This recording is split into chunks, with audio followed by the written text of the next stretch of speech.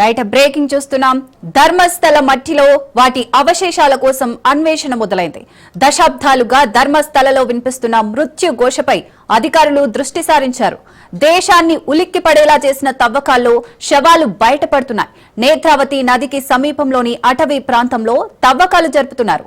7-8 సైట్ల తవ్వకాల్లో ఎలాంటి మానవ శరీర అవశేషాలు బయటపడలేదు. నేత్రావతి నది నుంచి కేవలం 10 మీటర్ల దూరంలోనే ఉన్న 7-8 సైట్లున్నాయి. తవ్విన ప్రదేశాలలో వర్షం కారణంగా నీరు నిలిచిపోయింది.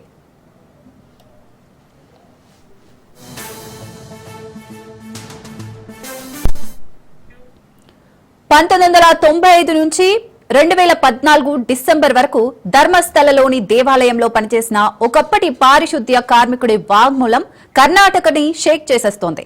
1995 నుంచి 2014 డిసెంబర్ వరకు ధర్మస్థలలోని దేవాలయంలో పనిచేసిన కార్మికుడి వాగ్మూలం ఇప్పుడు కర్ణాటకని షేక్ చేస్తోంది. సంచలనం కోసం తప్పే లేదనుతోంది. ఆధారాలు చూపిస్తానంటున్నాడు. ఎవరు చేశారో చెబుతానంటున్నాడు. ఎవరు నమ్మరేమోనని తాను పూడ్చిన ఓ శవం ఎముకలను ఫోటో తీసి చూపించాడు. తనను ఎవరైనా చంపేసినా నిజం బయటికి రావాలని తనకు తెలిసిందంతా సీల్డ్ కవర్లో పెట్టి సుప్రీంకోర్టు న్యాయవాదికిచ్చాడు. లై డిటెక్టర్ పరీక్షకైనా రెడీ అంటున్నాడు. తాను పూడ్ చేసిన మృతదేహాల్లో 12 నుంచి 15 ఏళ్ల అమ్మాయిలతో పాటు మహిళలు, మగవారు కూడా ఉన్నారని ఆనవాళ్లు చెబుతున్నాడు. తీవ్ర గాయాలు, యాసిడ్ తో కాల్చేసిన మృతదేహాలను అతను పూడ్ చేశాడు.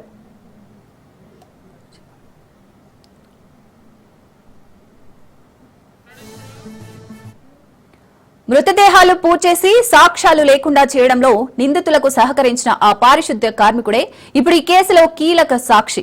2014లో అతని కుటుంబానికి చెందిన ఒక అమ్మాయిని కూడా కొందరు వేధించడంతో కుటుంబంతో సహా రాత్రికి రాత్రి వేరే చోటికి పారిపోయారు.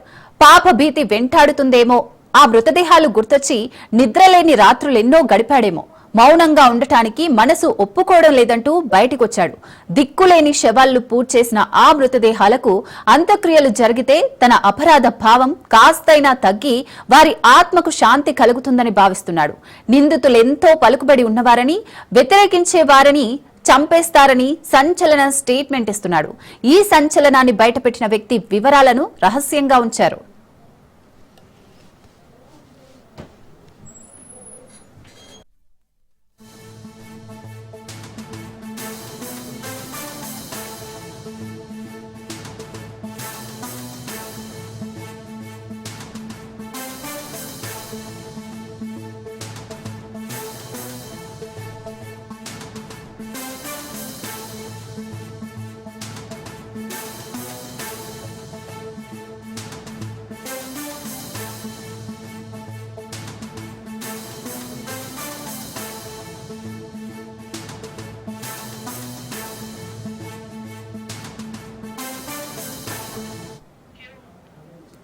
విచారణ కోసం 4 ఐపీఎస్ల ఆధ్వర్యంలో ప్రత్యేక దర్యాప్తు బృందాన్ని ఏర్పాటు చేసింది కర్ణాటక ప్రభుత్వం.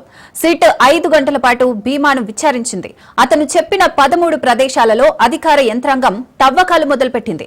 కూలీలు, చిన్న యంత్రాలు, జాగీలాల సాయంతో ధర్మస్థల పరిసరాల్లో మృతదేహాల కోసం తవ్వకాలు ప్రారంభమయ్యాయి. భారీ భద్రత మధ్య 4 రోజులుగా తవ్వకాలు కొనసాగుతున్నాయి. మొదట తవ్విన 5 చోట్ల ఎలాంటి అవశేషాలు లభించలేదు. కానీ 6వ ప్రదేశంలో 15 మానవ ఎముకలు, కొన్ని లోదుస్తులు లభ్యమయ్యాయి. అవి 2 మహిళలని ప్రాథమికంగా అంచనా వేస్తున్నారు. ఫోరెన్సిక్ పరీక్షల కోసం ల్యాబ్ కు పంపించారు.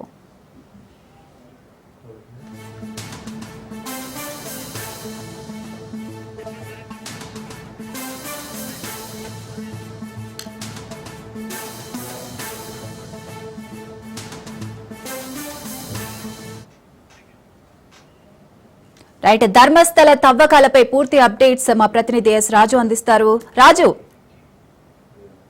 ధర్మస్థల ప్రస్తుతం దేశవ్యాప్తంగా కూడా సంచలనంగా మారినటువంటి ధర్మస్థల, కర్ణాటకలోని ధర్మస్థల ప్రాంతం ఏదైతే ఉందో అది శవాల గుట్టలుగా మారబోతా ఉందని చెప్పేసి పెద్ద ఎత్తున వార్తలు వినిపిస్తా ఉన్నాయి. ఇప్పటికే ఇక్కడ దీనికి సంబంధించి ఒక విజిల్ బ్లోయర్ ఇచ్చినటువంటి సమాచారం ఆధారంగా కర్ణాటక ప్రభుత్వం కూడా 4 ఐపీఎస్ అధికారులతో ప్రత్యేక బృందాన్ని ఏర్పాటు చేయడం జరిగింది. ఈ యొక్క విచారణ చేస్తున్నటువంటి ఈ బృందం ఇప్పటికే 13 చోట్ల తవ్వకాలు జరపాలని నిర్ణయం తీసుకుంది. అందులో ఇప్పటికే గత 4 రోజులుగా కూడా ఈ తవ్వకాలు జరుగుతూ ఉన్నాయి. ఈ తవ్వకాల్లో ఇప్పటికే కొన్ని ఎముకల అవశేషాలు, కొన్ని మానవుల మృతదేహాల అవశేషాలు కూడా బయటికి వచ్చాయి. కొన్ని దుస్తుల అవశేషాలు కూడా ఈ యొక్క తవ్వకాల్లో బయటకు వచ్చాయి. ధర్మస్థలలో మనం చూసుకున్నట్టయితే 1995 నుంచి 2014 వరకు 19 సంవత్సరాల వరకు ఒక నరమేధం జరిగిందని చెప్పి ఇక్కడ ఒక విజిల్ బ్లోయర్ ఏదైతే అక్కడ పారిశుద్ధ్య కార్మికుడిగా ఉన్నటువంటి వ్యక్తి ఇచ్చిన సమాచారం ఆధారంగా ఇక్కడ విచారణ ప్రారంభమైంది. దీనికి సంబంధించి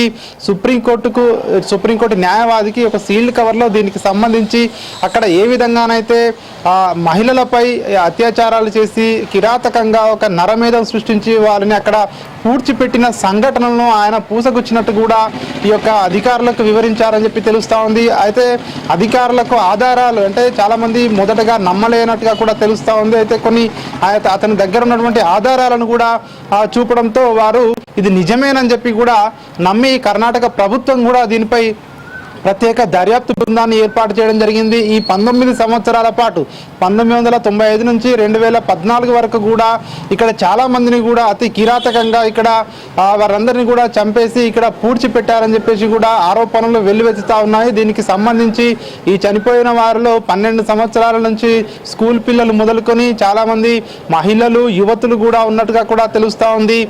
ఈ చుట్టుపక్కల ధర్మస్థల చుట్టుపక్కల ప్రాంతం ఏదైతే ఉందో నేత్రావతి నది ఉంది. ఆ నది పక్కన అడవి ప్రాంతం కూడా ఉన్నట్టుగా కూడా తెలుస్తా ఉంది. అడవి ప్రాంతం ఉండడంతో ఈ ఏరియాలో చాలా వరకు కూడా మహిళల మిస్సింగ్ కేసులు కూడా గత 20 ఏళ్ల కాలంలో చాలా వరకు నమోదైనట్టుగా కూడా తెలుస్తా ఉంది. కొంతమంది ఇప్పుడు బయటకు వచ్చి కూడా చెప్తా ఉన్నారు, తమ ఇంట్లో వాళ్ళు, తమ అమ్మాయి కావచ్చు, తమ ఇంట్లో కుటుంబ సభ్యులు కానివచ్చు, మహిళలు మిస్ అయితే కనీసం ఆ స్థానిక పోలీస్ స్టేషన్లో ఫిర్యాదు చేసినా కూడా ఫిర్యాదు స్వీకరించలేదని చెప్పేసి కూడా ప్రస్తుతం కొంతమంది బయటకు వచ్చి చెప్తా ఉన్నటువంటి వార్తలు కూడా బయటకి వస్తూ ఉన్నాయి. అక్కడ నరమేధం జరిగిందని చెప్పి కూడా ఈ వార్తలు అయితే వస్తూ ఉన్నాయి. వందలాది మందిని కూడా అక్కడ పూడ్చిపెట్టినట్టుగా కూడా విజిల్ బ్లోయర్ ఇచ్చినటువంటి సమాచారం ఆధారంగా అక్కడ తవ్వకాలు ప్రారంభించారు.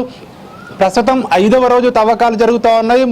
మొత్తానికి 13 చోట్ల తవ్వకాలు జరపాలని అధికారులు అయితే పాయింట్లను గుర్తించడం జరిగింది. ఇప్పటికీ ఏదైతే 6వ పాయింట్ వద్ద కొన్ని ఎముకలు, అదేవిధంగా కొన్ని దుస్తులు కూడా బయటపడడం జరిగింది. అదేవిధంగా 7, 8 పాయింట్లలో ఏదైతే తవ్వకాలు జరిపారో ఈ తవ్వకాలలో వర్షాల కారణంగా వర్షపు నీరు అక్కడ జమ కావడంతో తవ్వకాలకు అక్కడ ఇబ్బంది అయినటువంటి పరిస్థితి నెలకొని ఉంది.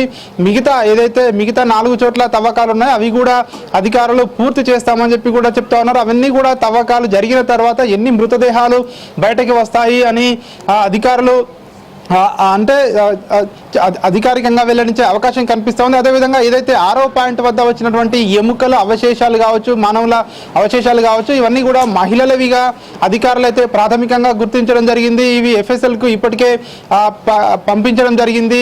పూర్తి నివేదిక వచ్చాక అవి ఎవరివి అని చెప్పి కూడా తేల్చే పనిలో అధికారులు నిమగ్నమై ఉండే అవకాశం అయితే మనకు కనిపిస్తూ ఉంది. ఈ జరిగినటువంటి నరమేధం ఏదైతే ఉందో ఆయన అక్కడ పారిశుద్ధ్య కార్మికుడిగా గతంలో పనిచేసేవాడని, అక్కడ అధికారులు తనపై ఒత్తిడి తీసుకువచ్చి అక్కడ తనతో పని చేయించారని, అదేవిధంగా చాలా వరకు కూడా చనిపోయిన మృతదేహాలపైన యాసిడ్ దాడులు, అదేవిధంగా చిత్రహింసలు పెట్టినటువంటి వాళ్ళ ఒక శరీరంపై గాయాలు ఉండడం తను గమనించానని చెప్పి కూడా ఈ యొక్క భీమా అనే వ్యక్తి చెప్తా ఉన్నటువంటి పరిస్థితి కనిపిస్తూ ఉంది. ఆయన ప్రస్తుతము పోలీసు కస్టడీలో అత్యంత కట్టుదిట్టమైనటువంటి భద్రతతో ఆయనను ఈ యొక్క ఇన్వెస్టిగేషన్ అధికారులు అయితే ఉంచడం జరిగింది. ఆయనను ఇప్పటికే ఇన్వెస్టిగేషన్ అధికారులు పూర్తి స్థాయిలో అతని నుంచి సమాచారం రాబట్టడం జరిగింది. మరొకసారి కూడా ఈరోజు ఆయన దగ్గర నుంచి మరింత సమాచారం కూడా తీసుకునే అవకాశం కూడా కనిపిస్తూ ఉంది. దాని ఆధారంగా ఈ యొక్క దర్యాప్తులో ముందుకు వెళ్లే అవకాశం అయితే కనిపిస్తూ ఉంది. ఇక్కడ ఖచ్చితంగా మృతదేహాలు ఉన్నాయని చెప్పి కూడా ఆయన కరాఖండిగా చెప్తా ఉన్నారు. సో ఈ నేపథ్యంలోనే ధర్మస్థల వద్ద ఇంకా ఎన్ని మృతదేహాలు బయటికి వస్తాయనే ఉత్కంఠ అయితే కొనసాగుతా ఉంది. Right, thank you Raju.